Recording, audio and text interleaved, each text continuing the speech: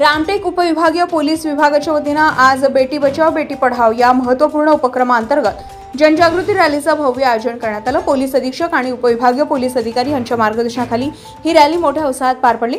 गेल्या 10 वर्षांपासून महिलांच्या संरक्षण व शिक्षणाच्या प्रसारासाठी हा उपक्रम संपूर्ण देशभर राबवला जात आहे। याच पार्श्वभूमीवर महिला व बालविकास विभागाने सर्व शासकीय कार्यालयांना या अभियानाची प्रभावी अंमलबजावणी करण्याच्या सूचना दिल्या आहेत। त्यानुसार रामटेक येथे या रॅलीचं आयोजन करण्यात आलं।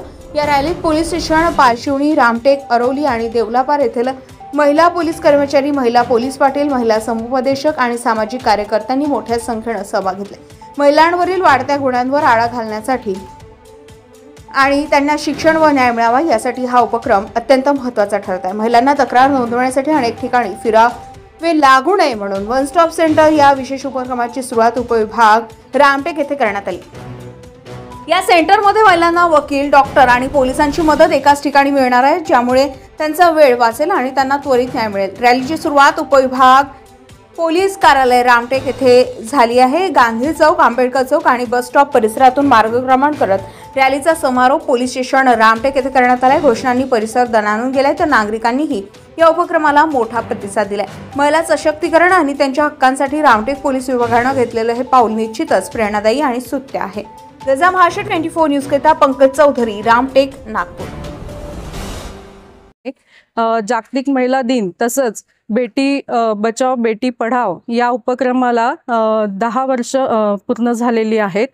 तर त्याच अनुषंगाने महिला व बालविकास खात्याने प्रत्येक शासकीय जे काही ऑफिस आहेत, कार्यालय आहेत, त्यांना हा उपक्रम राबवण्याकरिता सूचित केलेले असल्याने आम्ही सदर रॅली ही आमच्या उपविभाग रामटेकमध्ये राबवलेली आहे। यामध्ये police station Parshivni, police station Ramtek, police station Deolapar आणि अरोली येथील महिला पोलीस पाटील तसेच महिला समुपदेशन करणाऱ्या महिला, सामाजिक कार्यकर्ता तसेच पोलीस पाटील यांचा सुद्धा सहभाग आहे।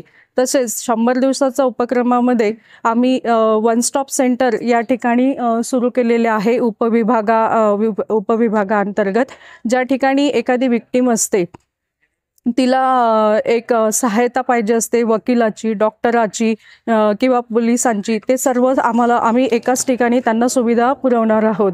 आणि म्हणजे तिला इकडे तिकडे जायची आवश्यकता नाही, विधी अधिकारी तिला एकाच ठिकाणी मिळणार आहे। पोलिसांची सहायता, डॉक्टरांची, तिला समुपदेशन आणि इतर सहायता, तिचं पुनर्वसन करणे, कशा प्रकारे ती पुनर्वसन करू शकते याबाबत सुद्धा या ठिकाणी वन स्टॉप सेंटरमध्ये तिला प्रत्येक प्रकारची सहायता पुरवली जाईल।